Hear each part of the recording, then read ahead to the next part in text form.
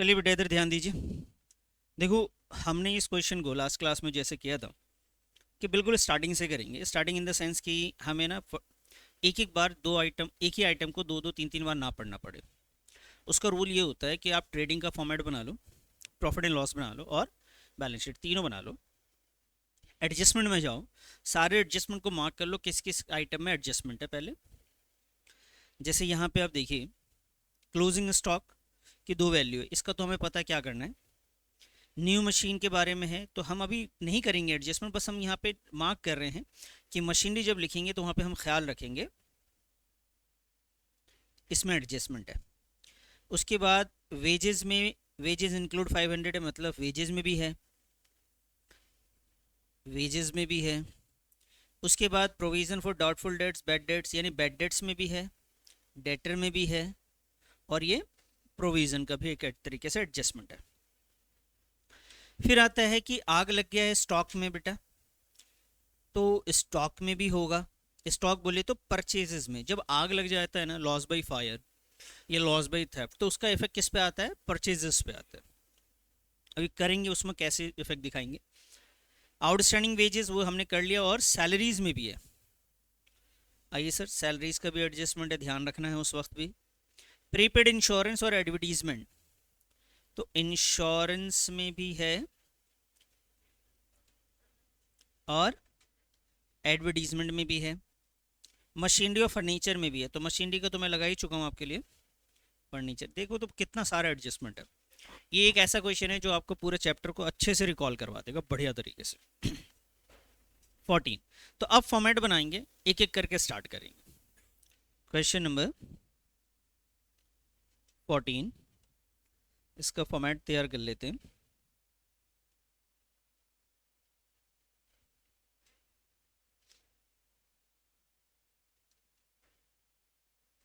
Trading का, ऐसे मेरे हिसाब से ट्रेडिंग छोटा बनेगा इस बार।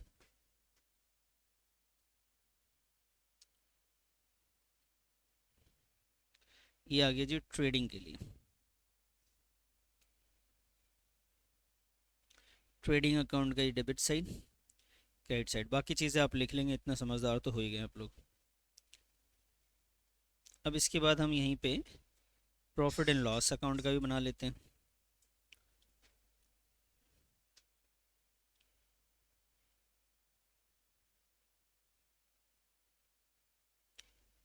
Profit and loss account, debit and credit.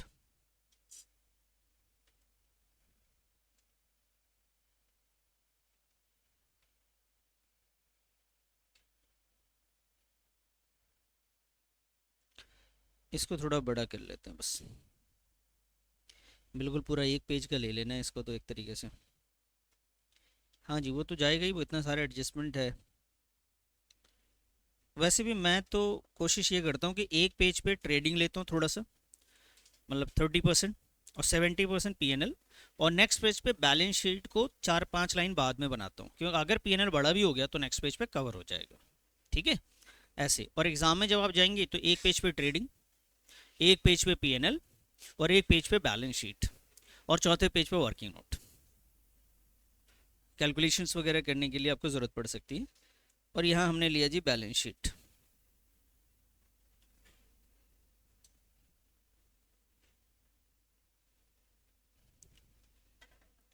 बाकी ध्यान रखना, ट्रेडिंग में फॉर द ईयर लिखना होता है, बैलेंस शीट में एज ऑन या एज एट, जो कि बहुत सारे लोगों ने टेस्ट में नहीं लिखा था, सीधा एसेट्स लाइबिलिटीज लिख के काम चला लिया था।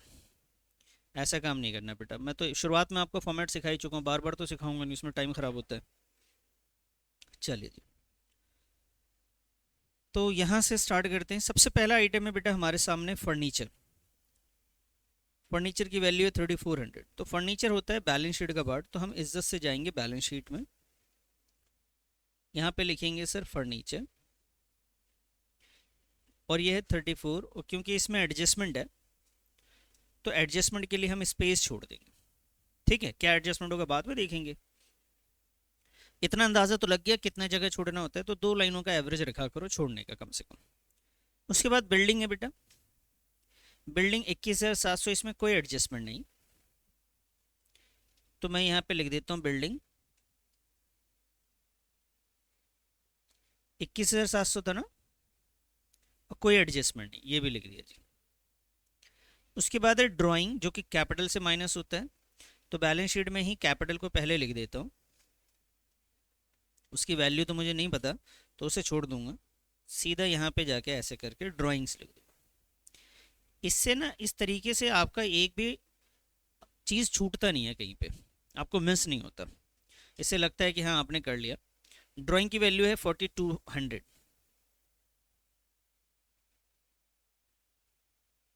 कर लेंगे बेटा जब आएगा तो।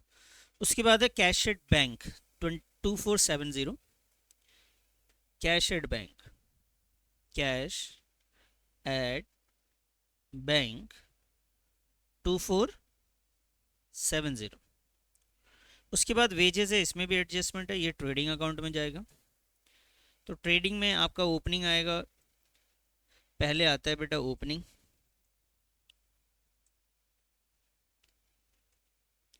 उसके बाद आएगा परचेजेस, फिर स्पेस छोड़ देता हूँ मैं, उसके बाद आएगा वेजेस, ठीक है जी। और वेजेस की वैल्यू है 31250, तो ट्रेडिंग भी ठीक ठाक बनेगा क्योंकि इसमें एडजस्टमेंट भी है 31250, दो दो एडजस्टमेंट परचेज में भी है और वेजेस में भी है। उसके बाद हमारे पास है बेटा डिस्काउंट अलाउड 2640, कोई एडजस्टमेंट नहीं, पीएनएल में आएगा।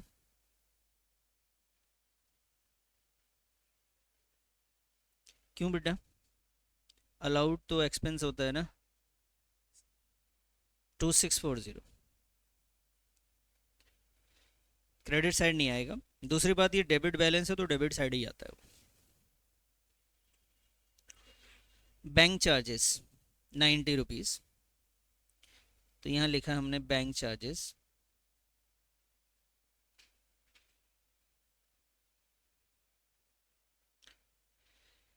उसके बाद है सैलरीज,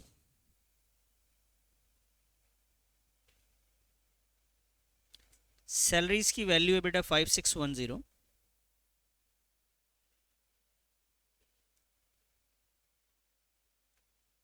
परचेजेस 1,32,700, तो यहाँ आ जाएंगे 1,32,700 पे। उसके बाद है बेटा ओपनिंग स्टॉक 40,200,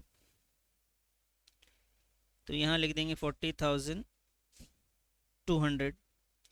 उसके बाद आएगा कैश इन हैंड 150,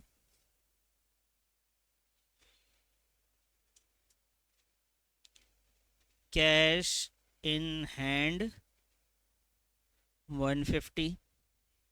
फिर आएगा जी सेल्स रिटर्न, तो वो ट्रेडिंग में आता है सर, और यहाँ पे हम लिखेंगे पहले सेल्स, फिर लेस करेंगे सेल्स रिटर्न को।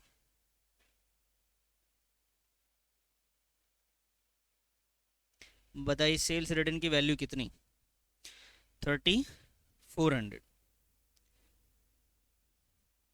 आइए सर, फिर आगे जी कैरेज इनवर्ड डायरेक्ट एक्सपेंस होता है 3400 का, 12, हाँ जी थैंक यू, 1250। अच्छा कैरेज इनवर्ड, तो वेजेस के नीचे लिखता हूँ मैं यहाँ पे,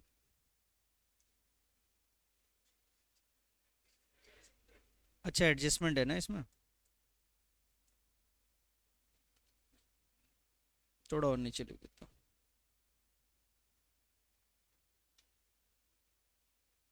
कैरेज इनवर्ड कितना है, 3400।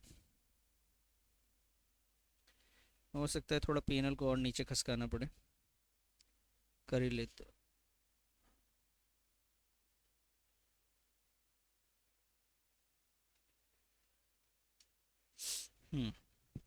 3400 है ना। उसके बाद है सर मशीनरी 1460, तो मशीनरी कहाँ जाएगा सर, बैलेंस शीट में जाएगा, कहाँ जाएगा, एसेट साइड में। एडजस्टमेंट है, कितने का है मशीनरी, 1,4,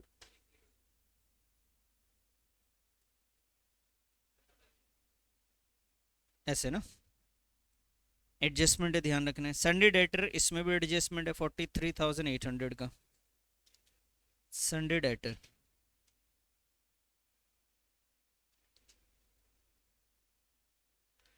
43,600। उसके बाद बैड डेट से 1,000 का प्रॉफिट एंड लॉस अकाउंट में।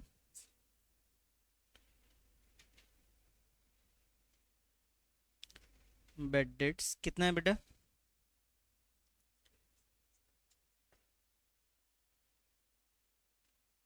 सैलरी में भी तो एडजस्टमेंट ही था, है ना। इंश्योरेंस है 1250, इसमें भी एडजस्टमेंट है, थोड़ा सा नीचे इसको भी लिख लेते हैं।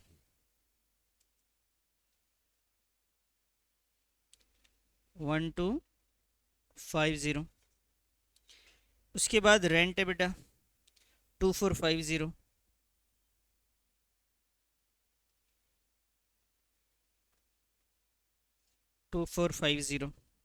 बिल रिसीवेबल हमारे लिए एसेट्स है 2500 का।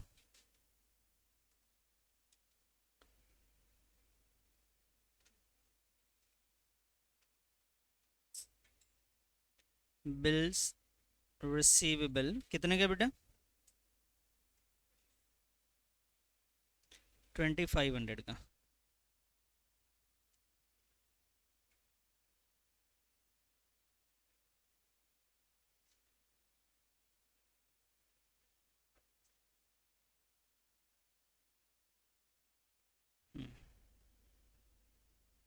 ठीक है जी। बिल रिसीवल के बाद हमारे पास एडवर्टीजमेंट है, उसमें भी एडजस्टमेंट है। एडजस्टमेंट इस बार बहुत है।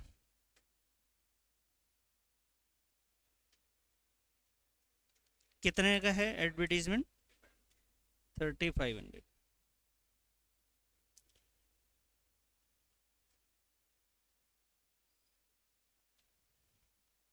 इतने सारे एडजस्टमेंट सिर्फ ग्रेजुएशन में आता है एक साथ। इसी लेवल का क्वेश्चन ग्रेजुएशन में भी ठीक ठाक दिखता है।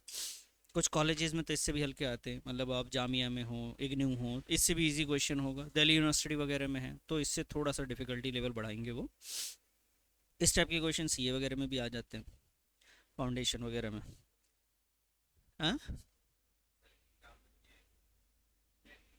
नहीं इतना बड़ा नहीं आता। वो क्या करेंगे, इनमें से ये वाला एडजस्टमेंट दे देंगे, 3 से 4 दे देंगे। अब कोई सा भी 3 से 4 दे देंगे आप। तो हम छोटा छोटा बनाएंगे तो हमें ज़्यादा क्वेश्चन बनाना है, हमें ज़्यादा एडजस्टमेंट वाला बनाएंगे तो हमें कम क्वेश्चन में ज़्यादा एडजस्टमेंट कवर कर लेंगे। ये फ़ायदा होता है इसमें। एडवर्टीजमेंट तक हो गया सर। इसके बाद क्रेडिट साइड में आइए, कैपिटल गिवन है।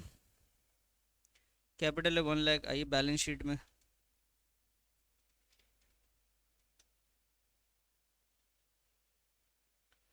डिस्काउंट रिसीव्ड है बेटा 2000 का। ये भी क्रेडिट साइड जाएगा लेकिन प्रॉफिट एंड लॉस अकाउंट में जाएगा ये।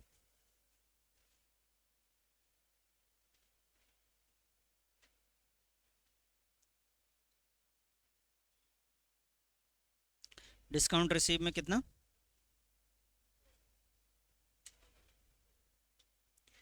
बैंक लोन, ये लाइबिलिटी है बेटा आपका 10,000 का, बैलेंस शीट में आएगा।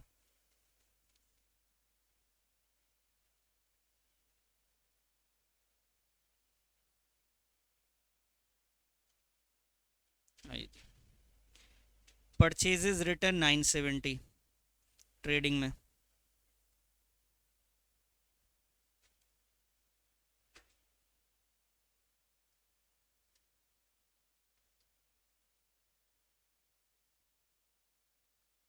$970। उसके बाद सेल्स है सर 1,91,940। 1,91,940। सन्ड्री क्रेडिटर लाइबिलिटी होता है 12,450। सन्ड्री क्रेडिटर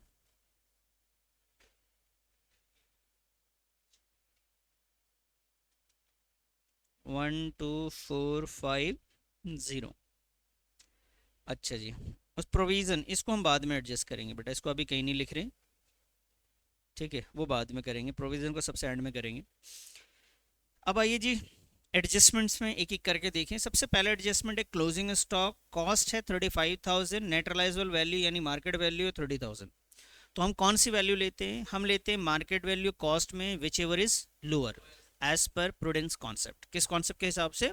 प्रूडेंस कॉन्सेप्ट, या उसे कंजर्वेटिव कॉन्सेप्ट भी कहते हैं। तो भाई 35 और 30 में सबसे कम तो 30,000 है, तो हमें ये वाला क्लोजिंग स्टॉक लेना है। एक तो लिखना है बैलेंस शीट में क्लोजिंग स्टॉक को, क्यों? हाँ, स्टॉक के नाम से लिख दीजिए या क्लोजिंग स्टॉक के नाम से भी लिख देंगे तो चल जाएगा, कोई दिक्कत नहीं। कितना बेटा? 30,000। और इसी क्लोजिंग स्टॉक को आप ट्रेडिंग अकाउंट में भी लिखेंगे। यहाँ लिखेंगे सर क्लोजिंग स्टॉक कितना बेटा? 30,000। उसके बाद ये पहला हो गया जी। दूसरा है, कह रहे कि जी न्यू मशीन वॉज परचेज 3,000। कह रहे सर एक मशीन हमने 3,000 की खरीदी थी अक्टूबर 2019 में। ध्यान से सुनना बेटा, it was not paid for, इसकी कोई पेमेंट नहीं हुई, और नो एंट्री वॉज पास, और इसकी कोई जर्नल एंट्री भी नहीं। इसका मतलब कि इसकी एंट्री नहीं हुई एडजस्टमेंट में, और आपने मशीन खरीदा 3,000 के, कोई एंट्री नहीं करा। अगर करना होता तो हम एंट्री क्या करते, मैं आपको बताऊं। यहाँ पे हम यहाँ लिखते, मैं ऐसा करता हूँ वर्किंग नोट में दिखाता हूँ आपको करके, नीचे यहाँ करता हूँ, यहाँ कर देता हूँ, ठीक है। अगर हम मशीनरी का एडजस्टमेंट करते, एंट्री करेंगे तो हम लिखेंगे मशीनरी अकाउंट डेबिट। एसेट्स खरीदते हैं तो यही एंट्री होती है। और पेमेंट नहीं किया तो जिससे खरीदा होगा, है ना, तो यहाँ पे क्या, क्रेडिटर फॉर मशीनरी या vendor for machinery, vendor for machinery account. कितने का बेटा ये? 3,000। 3,000 का। तो ये मशीन हमने खरीदा लेकिन हमने इसको लिखा नहीं। तो आज हमें क्या करना पड़ेगा? लिखना पड़ेगा सर, और क्या है। आपने कोई चीज़ नहीं लिखी है तो उसको सही करने के लिए लिखना पड़ेगा ना। तो आपके पास जितनी भी मशीन है उसमें इतनी की मशीन और प्लस हो जानी चाहिए। और लाइबिलिटी, क्योंकि वेंडर जिसको पेमेंट नहीं किया वो हमारे लिए क्या है? लाइबिलिटी है। तो बेटा इसे हमें क्या करना है कि एक तो मशीन में जाके ऐड करेंगे प्लस, ठीक है जी। न्यू मशीन जो परचेज किया आपने, न्यू मशीन कितने का बेटा? ये प्लस होगा। बताइए कहानी समझ में आई? और आपने इसकी पेमेंट नहीं करी तो लाइबिलिटी साइड में क्या लिखेंगे? Vendor for machinery. कितने का बेटा? इतनी बात समझ में आई? कोई दिक्कत तो नहीं? और आगे बढ़ते हैं। पहला पॉइंट हमारा क्लियर। अगला लिखा है इन्होंने, wages include 5,000 paid for installation of machine. कह रही जी एक मशीन को हमने इंस्टॉल करवाया था, उसके लिए वेजेस दिया आपने। जर्नल एंट्री के चैप्टर में आपने पढ़ा था इसको, कि अगर किसी एसेट्स को खरीदने में, बनाने में, लगाने में, लाने में किसी टाइप का भी खर्च हो यूज़ करने से पहले पहले, तो वो सब के सब एसेट्स के नाम से लिखे जाते हैं। तो ये जो वेजेस की एंट्री है, अकाउंटेंट ने क्या करा, जो 500 रुपये इंस्टॉलेशन ऑफ मशीनरी के लिए दिया था, मशीनरी लगवाने के लिए, उसको वेजेस के नाम से लिख दिया उसने। तो उसने एंट्री क्या करी पता है? वेजेस टू कैश, जबकि गलत है। उसको क्या करनी चाहिए थी? Machinery two. तो अभी हमें क्या करना होगा? वेजेस में से माइनस करना होगा, किस में ऐड करना होगा? मशीनरी में। Very good. तो भाई हम क्या करेंगे, यहां जाएंगे, वेजेस में से माइनस करेंगे, कहाँ गया, ये रहा, यहां लिखेंगे लेस,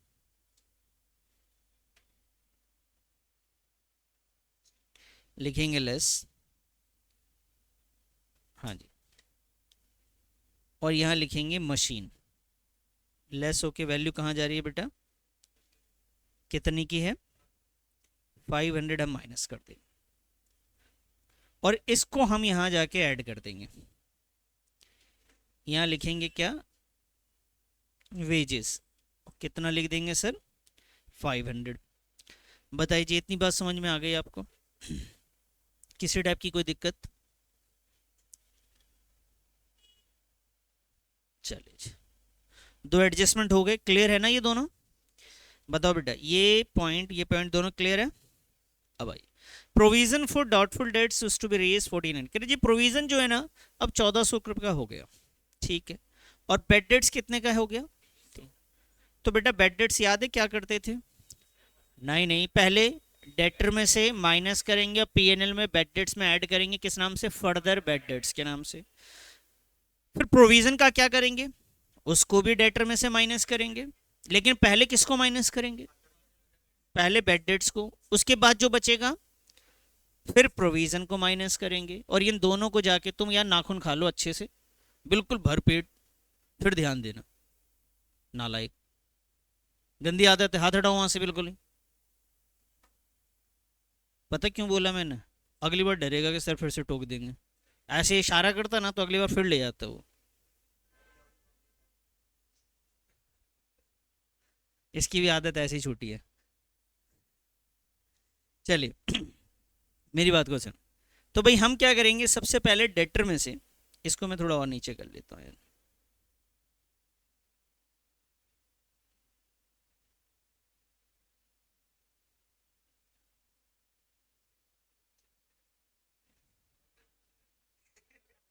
हाँ भाई आपको ध्यान रखना है ना, नहीं बैलेंस शीट तो अलग पेज पे लेना था ना, नहीं हो जाएगा, मैंने बताया तो आपको तरीका यही बताया कि आप वो सही लिया है तुमने, लेकिन नेक्स्ट पेज पे तुमने बैलेंस शीट स्टार्टिंग में बना दिया होगा, और मैंने ये बोला कि वहाँ बैलेंस शीट क्या करना है, 4-5 लाइनें छोड़ के बनाओ कि पीएनएल अगर बड़ा भी हो जाता है तो आ जाएगा वो। चलिए खैर, तो डेटर में से पहले क्या माइनस करूं बेटा, यहाँ पे पहले माइनस करूंगा बेड डेट्स, कितना बेटा, चेक करो बेड डेट्स 300 ना, ये हमने माइनस करा, अब इसकी बाद जो वैल्यू आएगी वो आएगा बेटा 4300,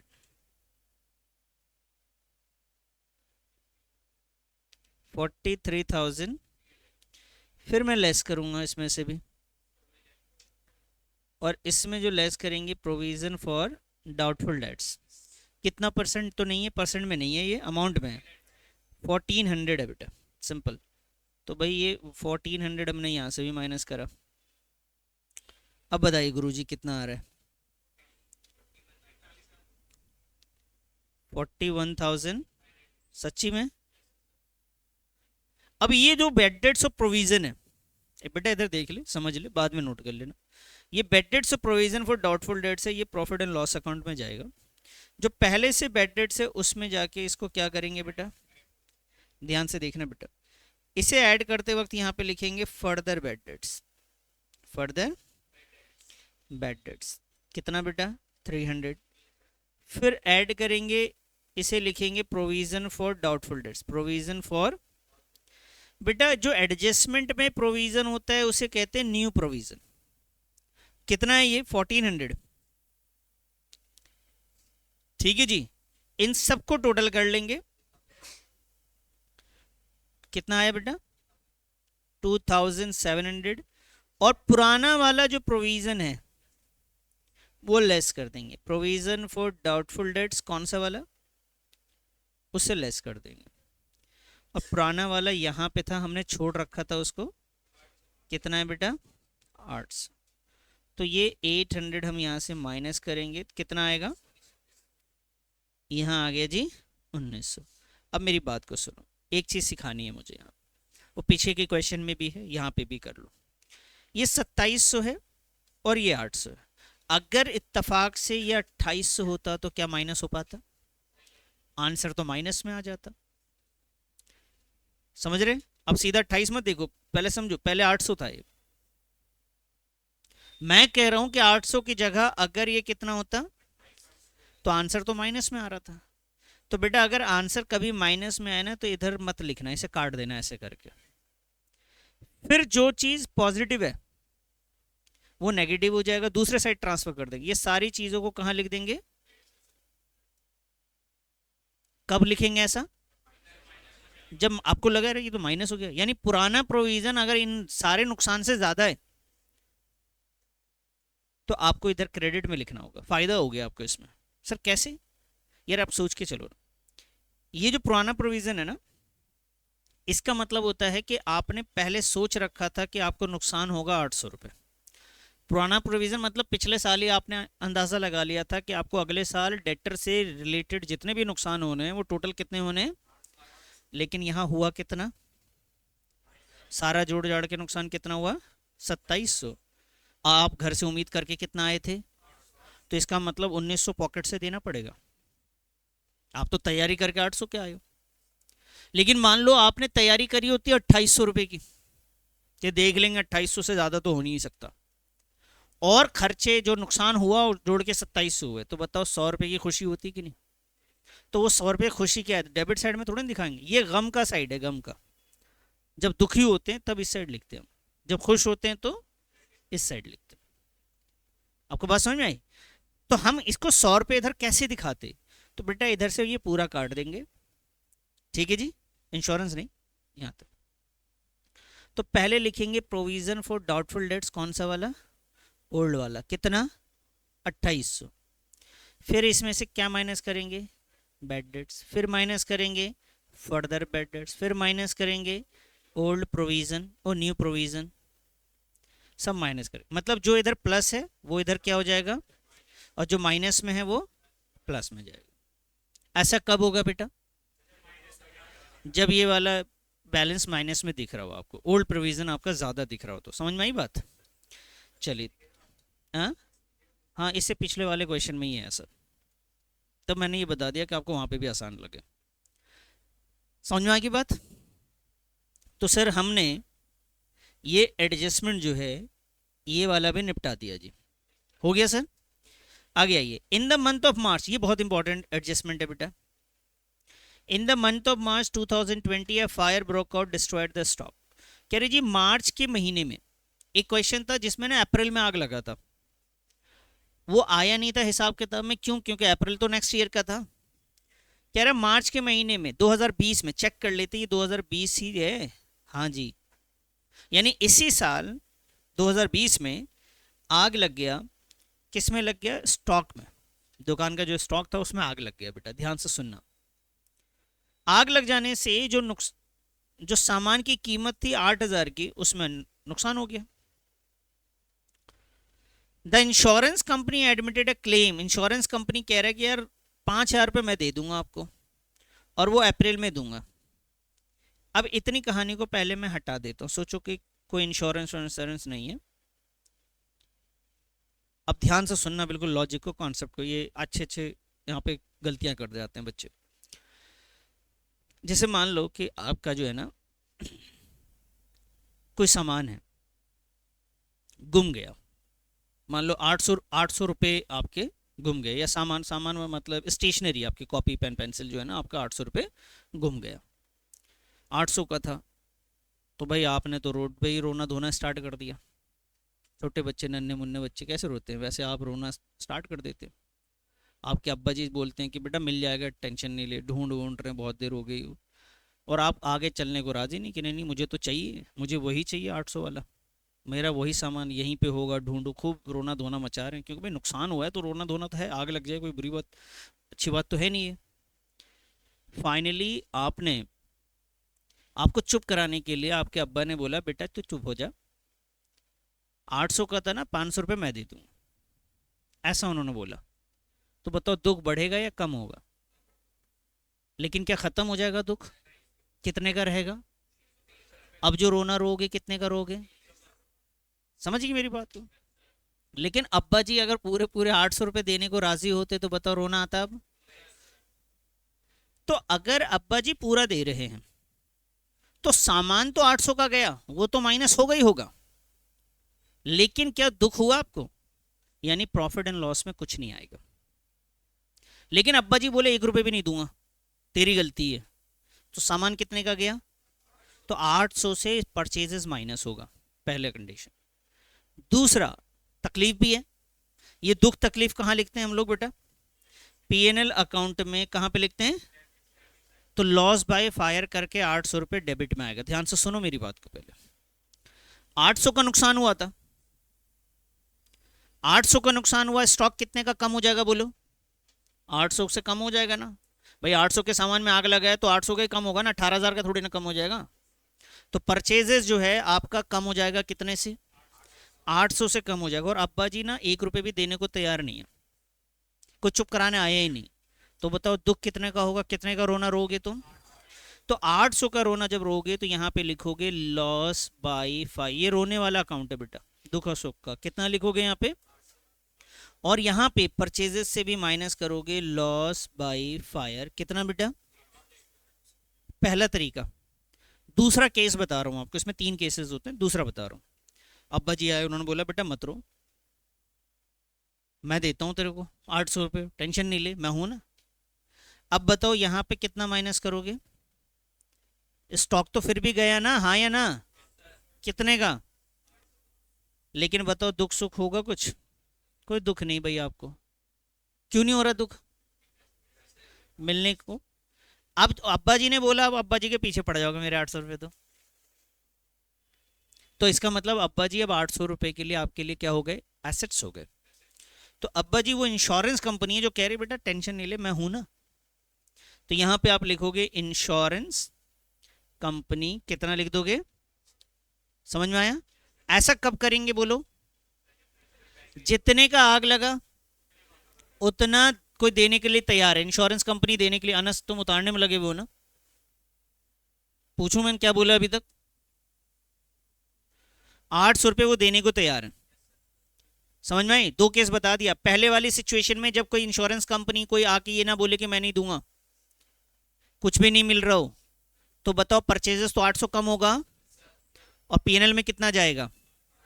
अगर कोई देने को तैयार हो जाए तो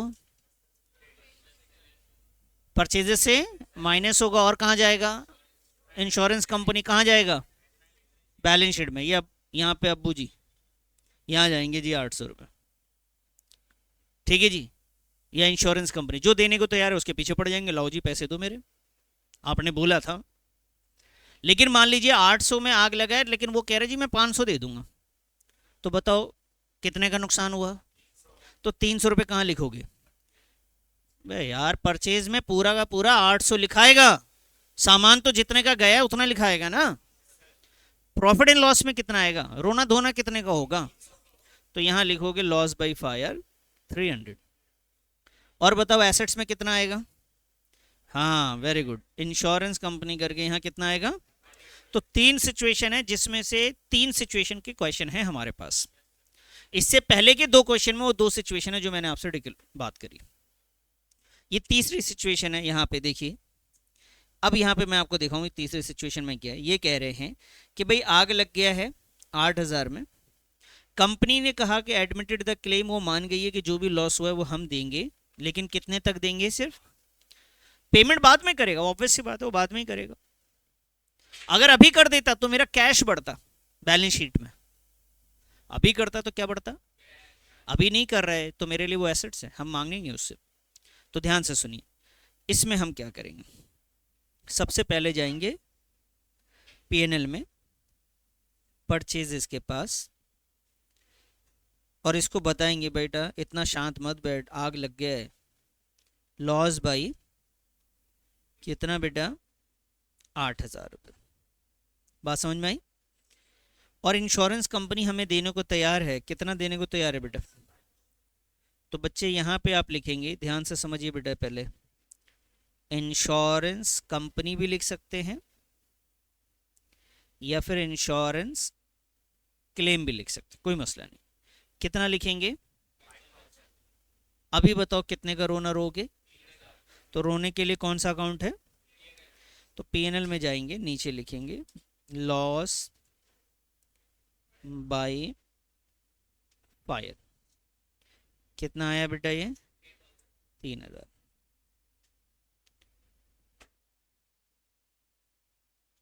ठीक है बेटा, कहानी समझ में आई कि नहीं, अच्छा जी, कहानी समझ में आनी चाहिए। अब आगे आइए जी, आउटस्टैंडिंग वेजेस है कितना बेटा, तो वेजेस में जाएंगे, कहाँ मिलेगा वेजेस, ट्रेडिंग अकाउंट में, यहां लिखेंगे ऐड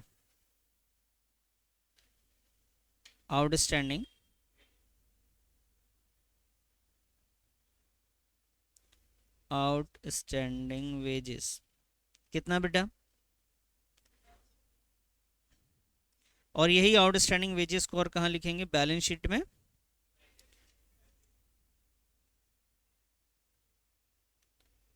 बताइए जी, इतनी बात समझ में आ गई।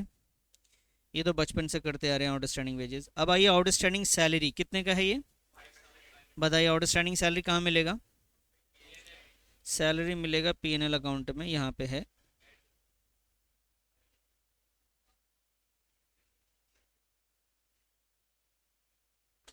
कितना बेटा, और इसी आउटस्टैंडिंग सैलरी को हम बैलेंस शीट में भी लिख देंगे। कितना बेटा,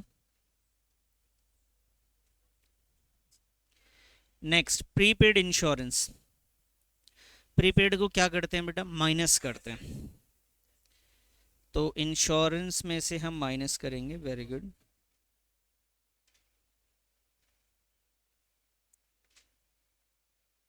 कितना बच्चे, और इसको कहाँ लिखेंगे, एसेट साइड लिखेंगे।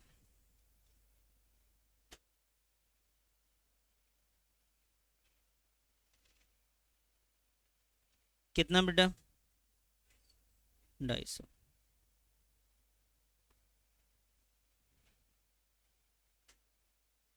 ठीक है जी, इतना।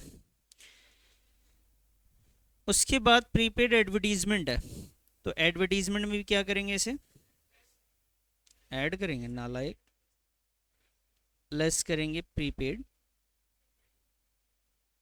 कितना है,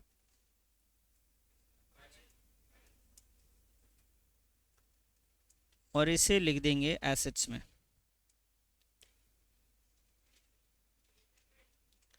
प्रीपेड एडवर्टीजमेंट। अब आइए जी, मशीनरी पे हमें डेप्रिसिएशन लगाना है कितना परसेंट, तो मशीनरी मिलेगा आपको बैलेंस शीट में, ये रहा, इसमें से लेस करेंगे। तो पहले मशीन को ना हम ऐड कर लेते हैं, और मैं यहाँ पे भी एक कैलकुलेशन है उसको भी सिखाऊंगा बेटा। बेटा इसको टोटल करके बताओ कितना आ रहा है, 14 3 17,000, 18,100, कितना आया। अब इसमें कहानी को समझिए,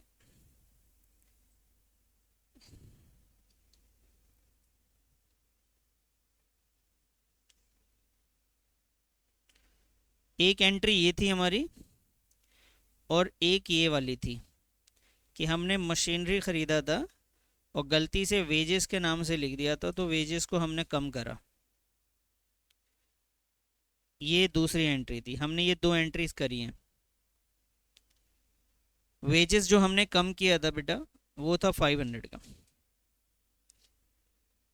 बेटा बातें नहीं, ये दो एंट्री हमारे पास थी, ठीक है। अब ध्यान से समझो, ये ड्यूरेशन अगर मैं लेके चलूँ यहाँ पे देख के, पहले जो मशीन थी मेरे पास वो थी 14,600 रुपये की। ये डेट है बेटा 1 अप्रैल 2000, देखो तो कितना है, 19। ईयर कब क्लोज हो रहा है बेटा,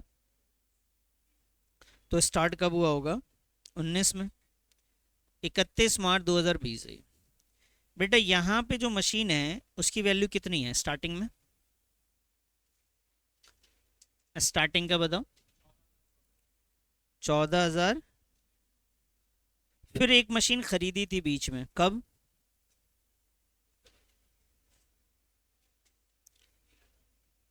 ये खरीदी थी 1 अक्टूबर 2019 में, और ये खरीदी थी कितने की, और इसी टाइम पे 500 रुपये और खर्च किए थे, उसको इंस्टॉल करवाने में तो खर्च किए होंगे, डेट तो दिया नहीं इंस्टॉलेशन का। आप देखो ना, डेट नहीं है, लेकिन हम मान के चलेंगे जब खरीदा गया था तभी तो इंस्टॉल किया गया होगा,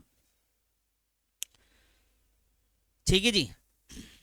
तो ये हुआ। अब मुझे बताइए, मैं ना यहाँ पे जाके डेप्रिसिएशन निकाल रहा हूँ, तो क्या ये जो डेप्रिसिएशन मुझे निकालना है 10%, तो 10% पूरे एक साल पे सब पे निकाल दूं क्या, टोटल, टोटल मिला के ये मशीन का वैल्यू आज के डेट में है 18,100, सारी मशीन को जोड़ दी दो, क्या इकट्ठे डेप्रिसिएशन निकलेगा, सर यहाँ से यहाँ तक, या ऐसा यूं कह लीजिए, या ये 14,600 को पूरे साल का लगा देता हूँ, और ये 3,500 का डेप्रिसिएशन कितने दिन का, 6 महीने का। तो मैं यहाँ डेप्रिसिएशन कैलकुलेट कर रहा हूँ।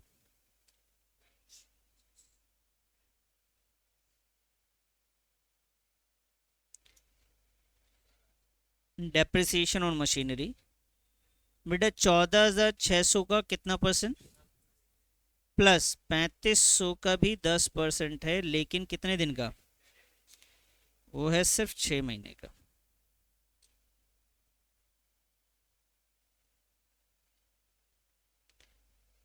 बताइए जी, ये आया जी 1460, और 350 का आधा 175।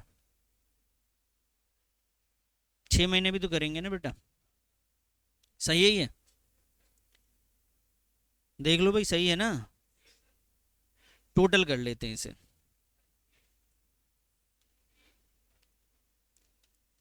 करके देखो बेटा, एक गलती हो जाएगा पूरा गड़बड़ हो जाएगा, ध्यान रखना।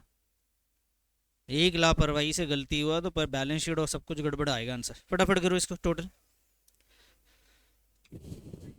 सही है 1635। अब डेप्रिसिएशन को डायरेक्ट यहाँ पे जाके मैं माइनस कर सकता हूँ।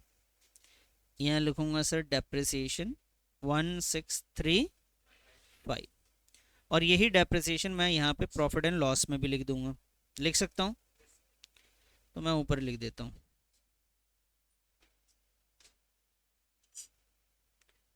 डेप्रिसिएशन ऑन, बताइए कितना, 1635। अब इसी तरीके से एक और एडजस्टमेंट है हमारे पास, किस पे डेप्रिसिएशन है, फर्नीचर पे। तो आइए जी, फर्नीचर होगा लिखा हुआ हमारा कहीं पे,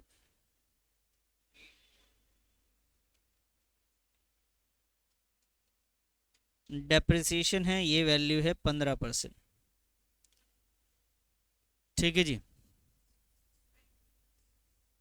है? अभी आता हूँ, बताता हूँ आप लोगों को, अभी आ रहा हूँ, बस मेरा अभी नहीं हुआ है, मेरा नहीं हुआ है, मैं आता हूँ फिर बताता हूँ। हाँ, 500 माइनस करो करके यहाँ से डेप्रिसिएशन उठाना है और यहाँ चिपका देना है। तो मैं यहाँ नीचे लिख देता हूँ इसको,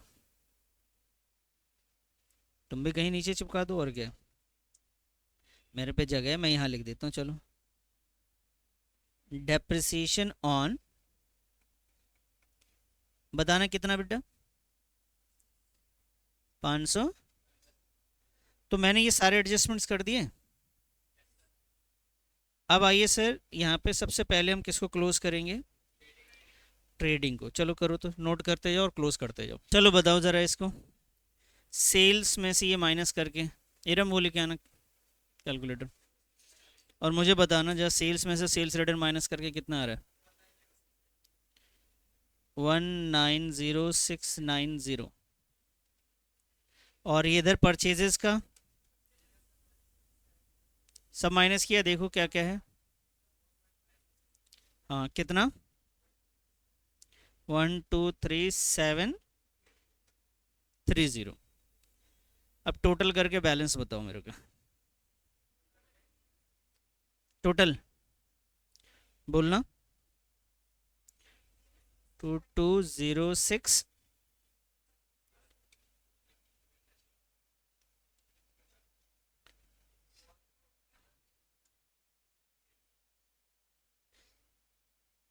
ग्रॉस प्रॉफिट 21910, 21910। सही है।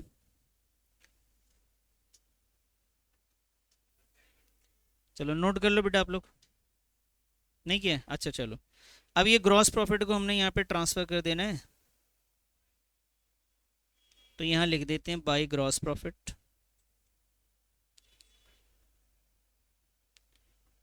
21910। अच्छा ये बताओ मुझे, सैलरी और इसको ऐड करके 616110, बेड डेट्स 1900, सही है ये। और इंश्योरेंस का बताइए, 1000। एडवर्टीजमेंट का 3,000। चलिए जी, ये हो गया। अब इसका बैलेंस निकालेंगे। पीएनएल आ गया। Total credit side total 23910, 23910।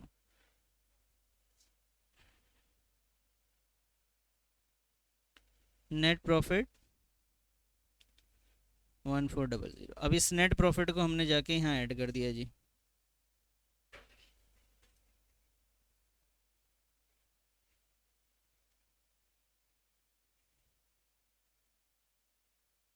₹1400 इसका बताइए।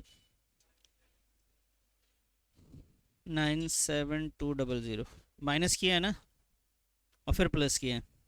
ठीक है, इधर बताइए फर्नीचर माइनस करने के बाद 34 माइनस 5, यहाँ वैल्यू देखते रहना कितना, 2890। मशीनरी का नहीं नहीं, गलत, आपने ऐसे ही लिखा है देखो तो।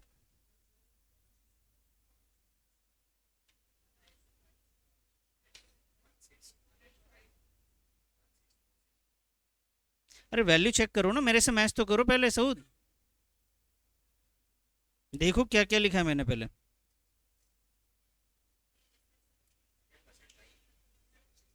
तो पीएनएल भी आपका गलत आ रहा होगा।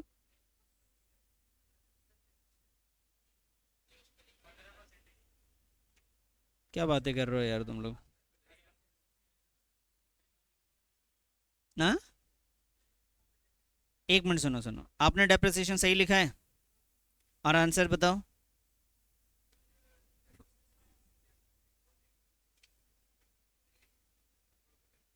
तो कोई बात नहीं, इसको सही कर लेते हैं, क्योंकि जो मैंने, बेटा इधर ध्यान से, जो हमने यहाँ लिखा अक्टूबर में इन्होंने परचेज किया, अक्टूबर के हिसाब से ये नेट प्रॉफिट नहीं आएगा। अक्टूबर के हिसाब से ये नेट प्रॉफिट नहीं आएगा, ठीक है। ये गलत आएगा नेट प्रॉफिट अक्टूबर के हिसाब से। यहाँ पे डेट क्या होना चाहिए, यहाँ होना चाहिए 1 अप्रैल 2019 होना चाहिए, ठीक है। अब ध्यान से सुनो पहले, आप अपने अपने क्वेश्चन में देखो डेट क्या है। अरे यार डेट देखो, डेट ईयर नहीं, 1 अक्टूबर।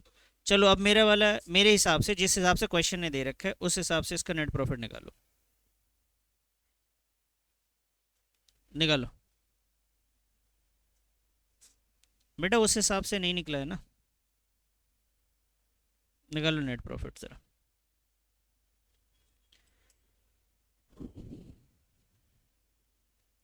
डेप्रिसिएशन 1635 लेके करो सऊद। डेप्रिसिएशन 1635 ले रहे हैं हम। क्यों ले रहे हैं, क्योंकि हमने परचेज अक्टूबर माना है।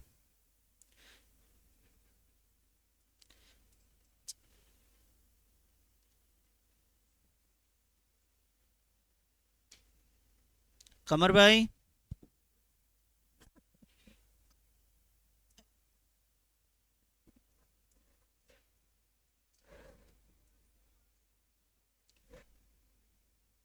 आपका डेप्रिसिएशन कितना है, कितना है आपका डेप्रिसिएशन, इसको लिख लो कहीं पे पहले, जो आंसर आया उसको लिखो ना कहीं पे रफ में। अब बताओ आपका डेप्रिसिएशन कितना है।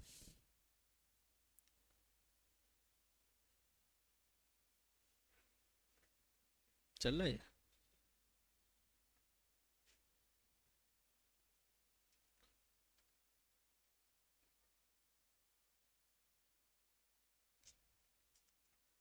1810 माइनस 1635 करो।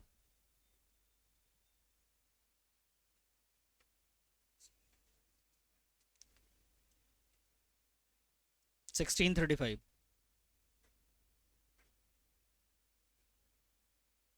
11, ये 1400 आ रहा था, उसमें 1175 जोड़ दो।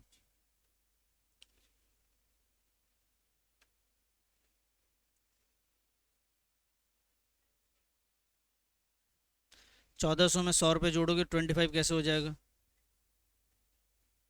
आपका डिफरेंस पता नहीं 1100 का है। 15 1575 आ रहा है ना, ठीक है। कर लो यहाँ पे।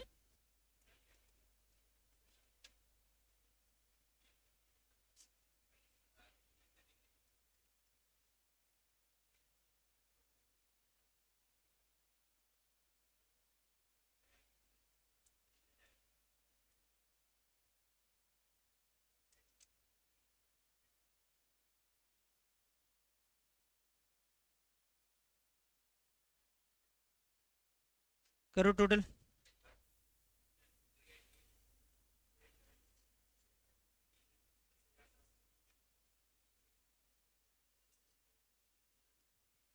करो यार, हम टोटल करो।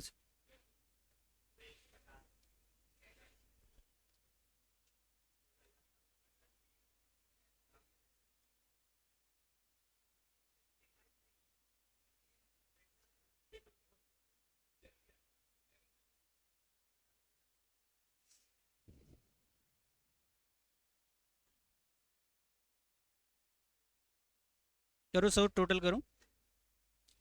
संडे डेटर की वैल्यू यहाँ पे 43800 और यहाँ पे हमें बताया गया 43600, यहाँ की इसकी वजह से। और इतने सारे बैठे हुए हैं, किसी से उस टाइम नहीं दी। बेटा ये तो डेटर जब लिखा होगा तो पहले ही लिखा था ना हमने। तो तो लिखा था ना 43800 में से 300 गया। अभी बताओ 43800 में से बेटा कितना आएगा। ये आएगा यहाँ पे 43500, उसमें से 1400 माइनस कर देते।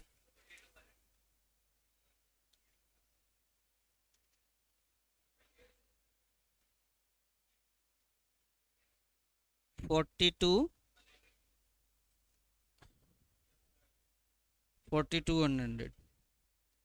अब इसे टोटल कर लेंगे, ये वैल्यू आएगी आपकी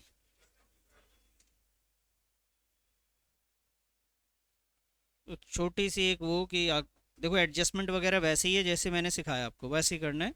ऐसे नहीं कुछ अलग नया करना है, सब कुछ वैसे ही है। नई बुक में ना, नई उनके पास जो क्वेश्चन है वो नई बुक के हिसाब से। तो नई बुक में दो चेंजेस हैं। एक चेंज बेटा, नई बुक जो इनके पास नई बुक है ना उनकी बात कर रहा हूँ। उनके पास ना एक तो ये बिल रिसीवेबल नहीं है और कैश इन हैंड की वैल्यू ज़्यादा है। ये दो वैल्यू फ़र्क है। हाँ वही, कैश इन बिल रिसीवेबल को हटा के इन्होंने नई बुक में कैश इन हैंड डाल दिया।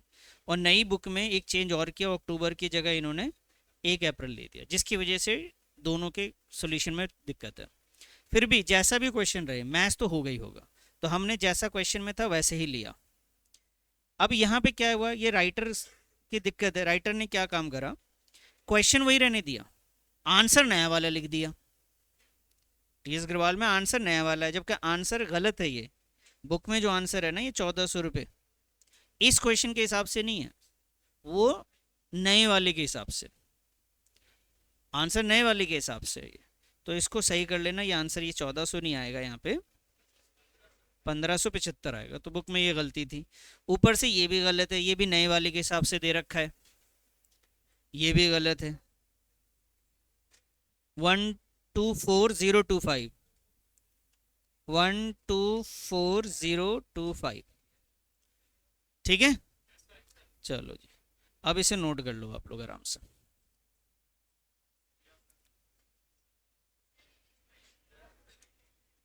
हाँ मैं आपको बता देता हूँ, अब आप ये नोट कर लोगे।